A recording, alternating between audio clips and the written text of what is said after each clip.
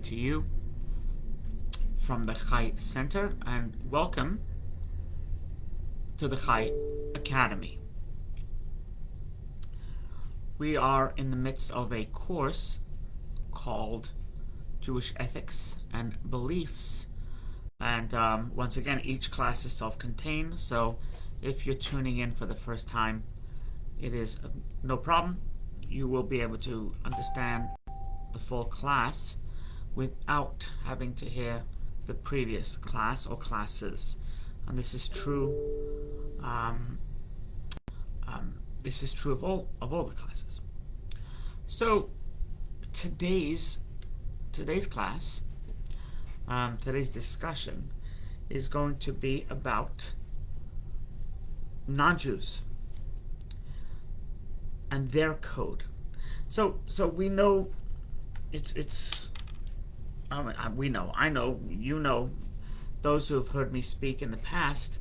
Hey Eileen, that there's such a thing called the Torah, and the Torah is a book of codes. There are 613 commandments. 365 of these commandments are do not do's, don't do this, don't do that, etc. Many of them don't apply today because we don't live in Israel. We don't have a temple. And there are the do's, 248 do's. Many of them don't apply today. An example of don't would be don't eat lobster. It's not kosher. It doesn't have fish and scales. An example of do's would be do keep Shabbat. Do honor the Shabbat. Do eat matzah on Passover. Don't eat bread on Passover. Those are just a few of the do's and the don'ts. So there's 613 in total. And the Torah is our manual for living. It's our guidebook. It is what God expects of us. The question is, what about the nations of the world? In the previous class, we spoke about the concept of the chosen people, which means not that we're arrogant or feel superior, God forbid, but rather it's more of that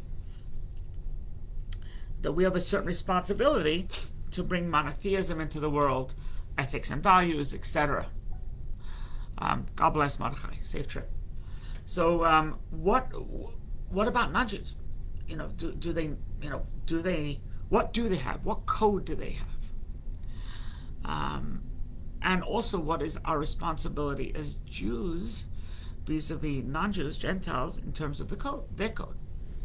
Where do we fit in? So, you ever heard of the expression? And there's a Yiddish expression, "Schwer zu sein a Yid." It's difficult to be a Jew. It's a very famous, it's a colloquial expression that is said by many Jews many times over. So there's two reasons why they say it's difficult to be a Jew. One of them is that there's a lot of antagonism out there. Undeserved also. For whatever reason, Jews are the canary in the coal mine. And people like to, there are those that like to attack us, but it doesn't stop at us. And I think that's an important point. At first there was these killings and terrorism against Israel, and then over the years, right, with 1929, the terrorism was in Israel, etc., and on and on and on and on and on, and then Pan Am, Lockerbie, Flight 103, it wasn't against Israel. That was already a whole different ballgame. And then 9/11, and so Jews are only the canary in the coal mine. We're not the final, decisive factor. If somebody's anti-Semitic, it's pretty much guaranteed that they're going to hate you as well, whoever you may be. Right? If they're anti-Semitic, chances are they're racist. If they're anti-Semitic, chances are that they not only the color of the skin, they don't like foreigners. So we're just a canary in the coal mine. So that's the first reason. It's tough to be a Jew. The second reason given why it's tough to be a Jew is because there's a lot on our plate. 613 mitzvahs, and then we got Passover and Rosh Hashanah, and oh my goodness, Yom Kippur, we got to fast all day. Yep, all day. You can't. You mean you can't eat any pizza for 8 days during Passover? That is correct. So they say it's hard to be a Jew. What about a non-Jew? Is it tickle pink? Is it easy? What responsibilities do they have? So, this is based on the Torah, that there are 7 laws, 7 fundamentals that non-Jews have to keep if they want to be considered morally upstanding, correct people. Now, we have 613. They have 7. But the 7 by no means is really 7. It's 7 general principles. Just like the 10 commandments are not really commandments, they're principles. Also, these 7, they extrapolate into many, many more. And I think the idea here is that is to create that God wants to create a just society, right? And the bottom line is no cruelty, right? No violence. We need to find ways to combat anarchy, and the courts have to be just, and they cannot be an unjust court. And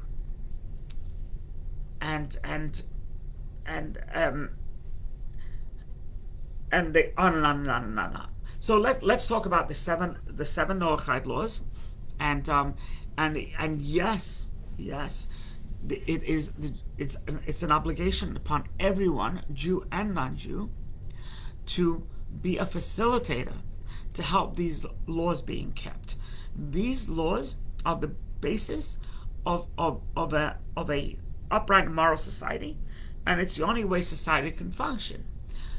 For example, Afghanistan these days, for sure, do not have these laws, and therefore they just, it's not law and order, it's whim and bullet, right? But as we'll explain. So, and this is all based with what God spoke to Noah, and why there was a flood, why God felt the world was not sustainable, and therefore, and it was not deserving to exist, and God started again. That is that's the basis of where we get it from.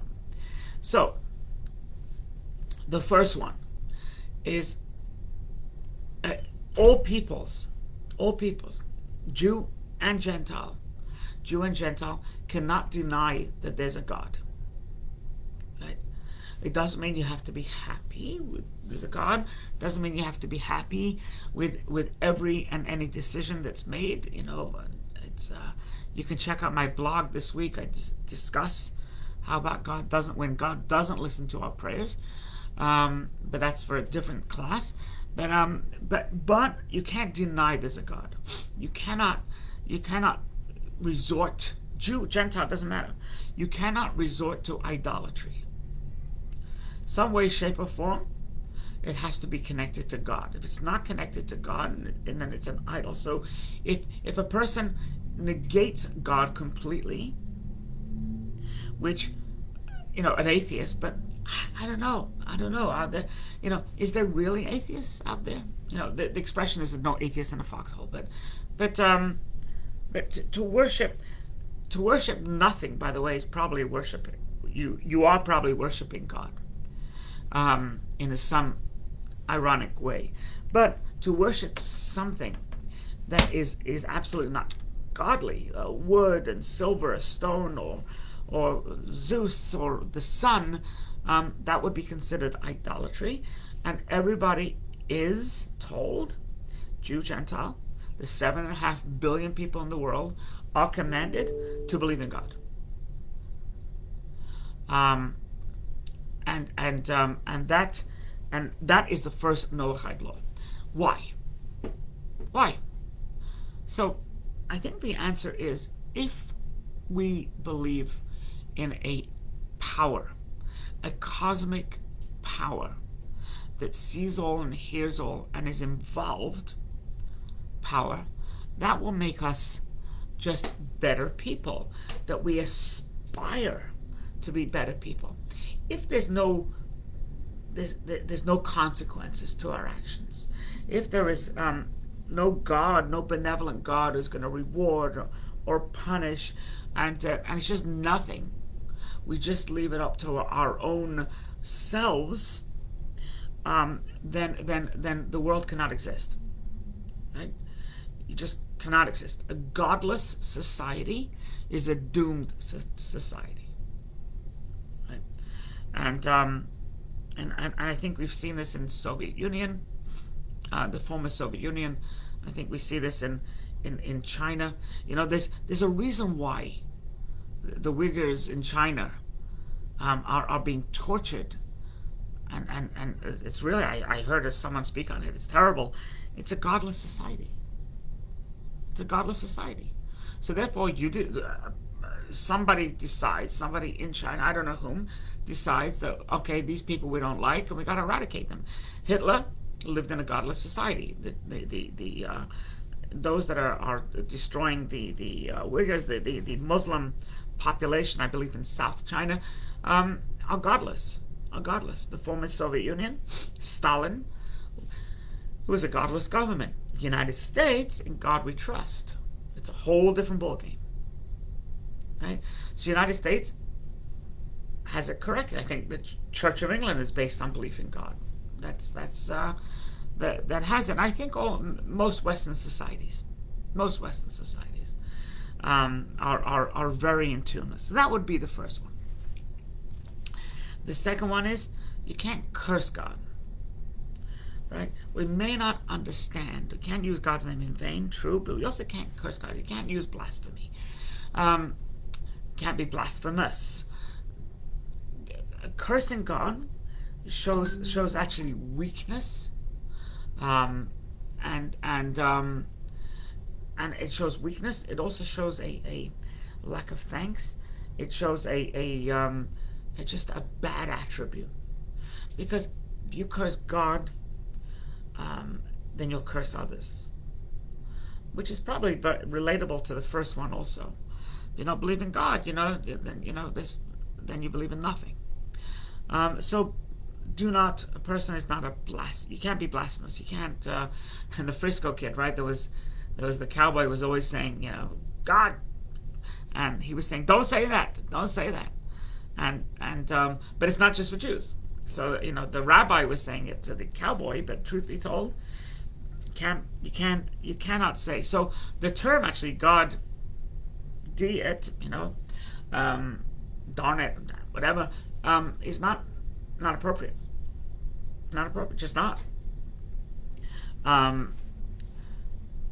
next one is an obvious one. I mean, so obvious. The next one is don't murder. You're not allowed to take someone's life. It's not for you to take someone's life.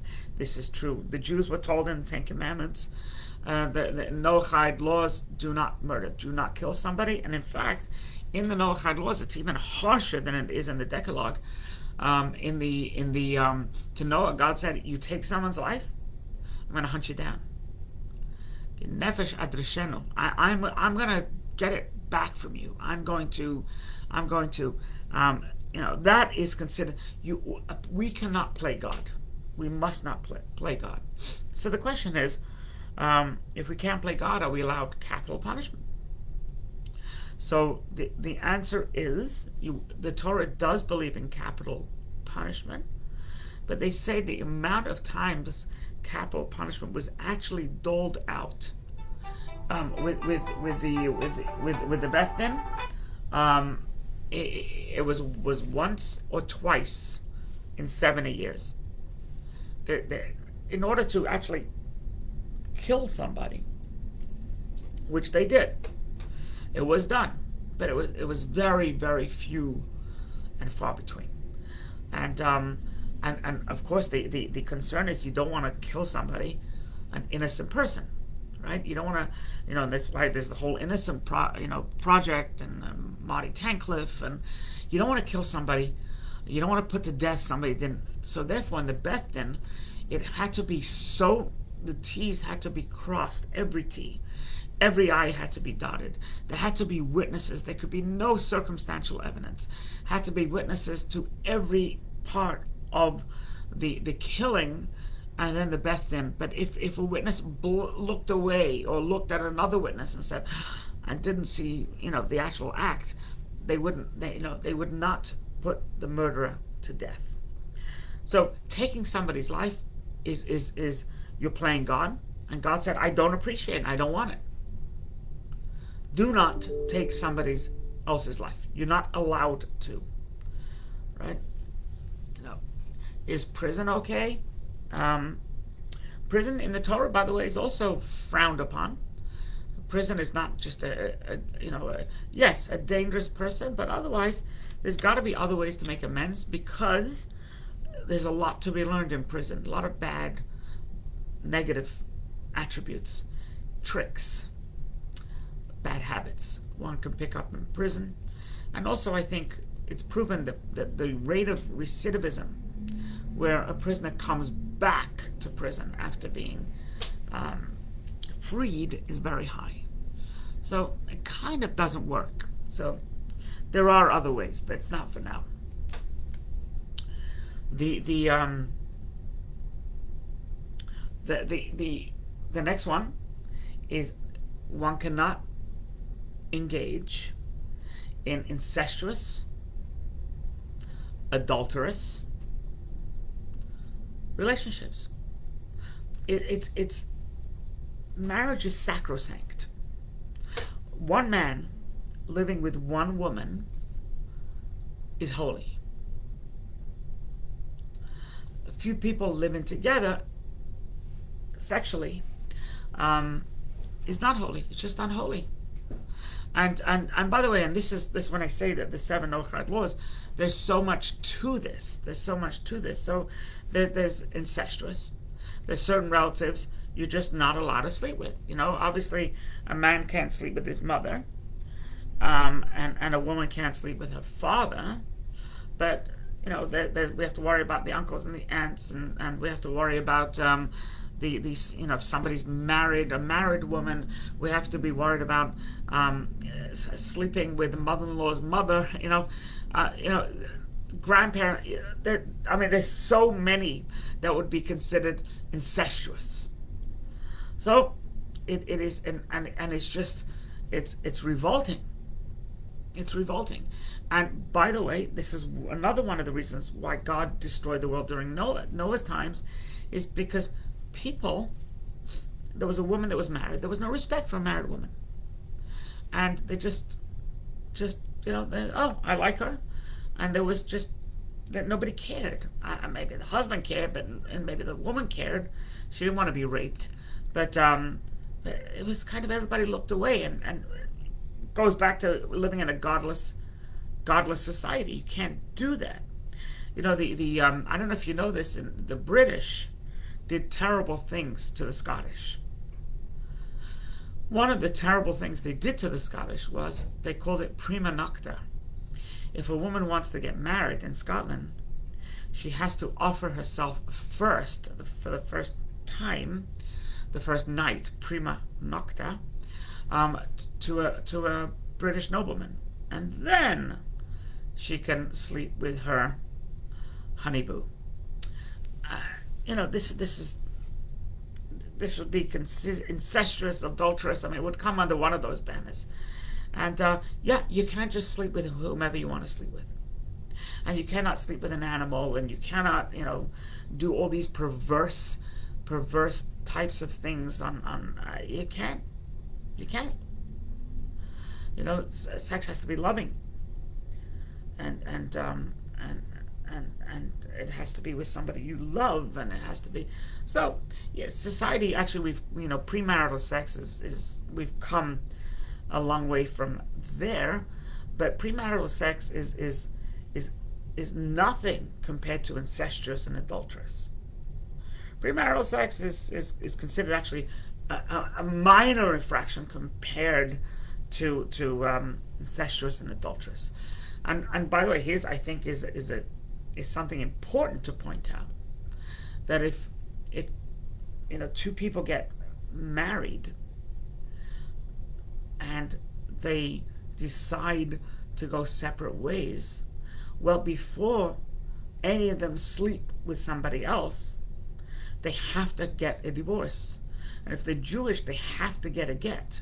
If you don't get a divorce, just because you're done with the relationship and you no longer live in the same house, doesn't mean you're allowed to sleep with someone else until the divorce comes. You're just not allowed to. You're still considered married until the marriage is terminated. And it's a biggie. A biggie. I know plenty. I know some people who didn't. And it's a problem. It's a problem. It's a biblical infraction. It's huge. So want to sever all the way and get it done. Right? It also severs the negative energy, etc., etc. But so adulterous, incestuous is out, just out. It's not. It's very bad for society to for a brother to sleep with a sister. It's just wrong. Or for a man to sleep with his brother's wife. It's wrong. And there's no, and if society gets there, I want to get off the bus. It's wrong. The next one is also a reason why God destroyed the world. Another reason is, as the Torah attests, there was Hamas. There was robbery, thievery. Nobody respected personal property. Just didn't. What's yours is mine, and what's mine is mine. That was the prevailing attitude, and it's just not acceptable. Just not acceptable. So it's there you have ownership, and the ownership, by the way, would be a physical item, an intellectual item, copyright, right? This is, if it doesn't belong to you, you cannot use it, take it, borrow it without permission. And this is true with anything, with anything. The next one is not to torture an animal. So before Noah, everybody was a vegetarian. Everybody was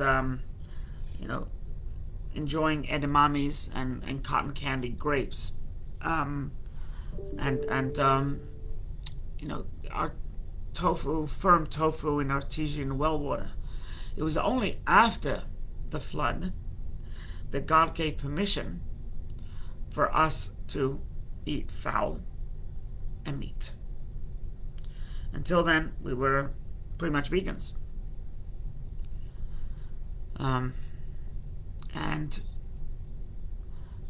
But because Eileen is smiling because she's a vegan, she's a vegetarian, I think. So because God allowed us to eat meat, there were some ground rules. You have to kill the animal first, right? So it is not okay to torture an animal.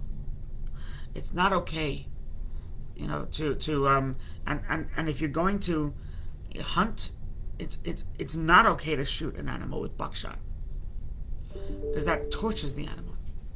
And you cannot take from an animal when it's not fully dead. I mean, there's a number of things that go on here. So you cannot just break off, and I don't eat this food, a crab's leg and the crab's alive. You're not allowed to do that. The animal has to be dead. The animal has to be killed humanely, whatever it may be, whether it's whether it's fish, fowl, or meat, and then you can eat it. Yes, the Jews have another thing where they have to salt their meat to take out the blood, but that's not universal. What is universal is that you cannot tear a limb from a living animal. You have to kill it, and then you're able to roast the chicken or the turkey, etc. I apologize if anybody's a vegetarian. I'm sure this is not an easy one for me to hear what I'm saying, but you get the idea. You get the idea. If you're, once again, a canary in a coal mine, I think if you're cruel to animals, you're cruel. If you're cruel to animals, it's proven you're just a cruel person. The psychopaths that took wings off flies, grow up to be murderers, serial murderers, right? You have to be kind. You have to be kind, very kind.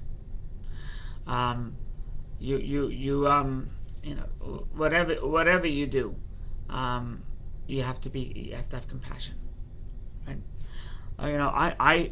I personally object to when they throw a lobster into a hot pot. Doesn't seem right to me. That seems to be seems to be off in terms of torture. But who am I? The last one of the 7 is to set up courts of law. Right? You got to have a court. You got to have judges. You got to have officers. You got to have enforcers. You got to have prisons. You have to have, a way to make sure that the law is being upheld. Because if not, one human being will swallow the other human being. It's unfortunate, but it's practical. In the times of Noah, everybody did what they want. They slept with whatever they want. They took whatever they want. They murdered whomever they want.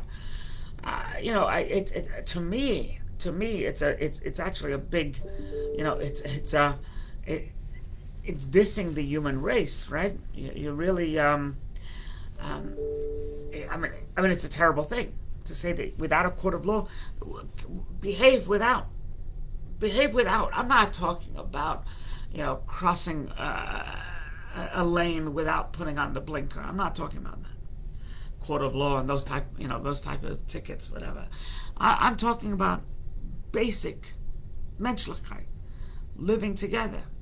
You don't steal, you don't cheat, you don't kill, you don't hurt, you don't maim, you don't wound, right? You don't park on someone else's grass. It's not your grass to park on. And if you do, eventually the person will call the cops, and the cops will give a warning, and then. But why do you have to get to the warning? I wouldn't park on someone's grass. I don't know why people would do that. And that's so benign compared to the other crap people do. Now, Bundy was nuts. Charles Manson was nuts. Joel Rifkin was nuts. David Berkowitz was nuts. Complete Looney Tunes. Right?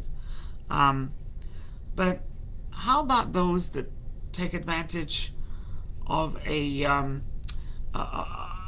sensitive situation, and like George Floyd, so there were protesters, and rightly so, and then there were violent looters.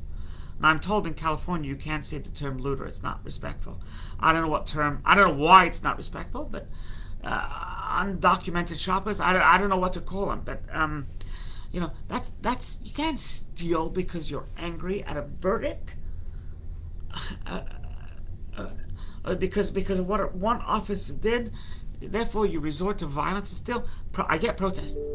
You gotta change the status quo. I get it. I protested, but to steal, to break into a store at night or during the day, and I think it just happened a few days ago in California. To take it's. I wouldn't think of that. Why are there people that would? I would never ever have the audacity to walk out with a pair of sneakers, and or throw a stone through a window for me to get in at night. It's insane. And I don't understand why. It's above my pay grade, clearly, but it's a fact of life that you need courts of law. If you don't have courts of law, it's proven that people hurt one another. So you need a court of law. And the court of law has to protect the civilians and prosecute the criminals. There's only one way for this court of law to be. It has to serve as a protection of the innocent and a prosecution of the guilty. And yes, you have to have a court case to hear, what the circumstances are. Was it just a case of mistaken identification? Yeah, of course, but that is the ultimate goal. And so it's a universal goal. If you don't have a court of law, ultimately, to enforce the previous 6, ultimately you're going to have a godless, violent society where we cannot live, and at some point, God, would have had enough. Now, if a person keeps these 7 Noahide laws, they don't kill, they don't steal, they have court of law, etc., and they don't commit adultery, and they believe in God, that's considered a righteous person. That's considered a righteous person. A Jewish person has to also make sure they keep kosher, and they don't, Passover, and they keep Shabbat, and they put on tefillin, the phylacteries, etc. So we have additional things. We have the basics, and in addition. But if a person is a non-Jew and they keep these 7 Noahide laws and their offsprings, and there's so many different ways to keep these laws, then the individual is righteous, and if society keeps it, society is righteous. It's as simple as that. And however, and this is a hotly contested issue in the Jewish world. If somebody is a non-Jew who's obligated to keep 7 Noahide laws, which are really probably more like 70, if you break them all down one by one, or maybe more, if you then if they want to become Jewish, you're going to have to keep the 613, because if a person who's a non-Jew there is no issue whatsoever with them going into a Chick-fil-A, a McDonald's, Burger King, Shake Shack, I think it's called, Wendy's, White Castle. Help me out here, guys. I don't know. No problem whatsoever. But if you're Jewish or you convert to Judaism, then you got the others to take on as well, not just the Noahide laws and their ramifications. So therefore, in order to be a righteous Jew, you have to accept the demands placed on a Jew. And it is for this reason conversion is so difficult in Judaism, because the thought is like this: person's allowed to go to McDonald's now because they're not Jewish. If we convert them, they're not allowed to go into McDonald's because they've accepted the Torah. If they do go into McDonald's, that's an error, that's a trespass, that's an infraction. So if a person is going to convert and still go to McDonald's, it's no favor to the individual by converting them. That is the philosophy behind it. It's not because they don't want converts. Believe me, our numbers are small. But the reason is because they don't want to hurt somebody. They don't want to give obligations to somebody, biblical obligations, the person will not keep. You want to be righteous, a good, honest, God person, and nobody can deny, straight to heaven, keep the 7 Noahide laws, and you'll be uber righteous. You want to be Jewish? Then there's added responsibilities, and as we started the class, it's not so easy to be Jewish. In addition to the anti-Semitism, there's other stuff floating around. Please feel free to share this class or any other class. If you wish to see a review of this or others, it's It's thechaicenter.com/academy. You may also go to YouTube or Spotify, and once again, if you share it with others, that would be fantastic. I want to thank. I think I saw today one of our daily listeners, Lenny Levine. He is, for his birthday, he's raising money for the Chai Center. So I encourage you to help him reach his goal. I just saw this today. Thank you, Lenny, and thank you all. God bless.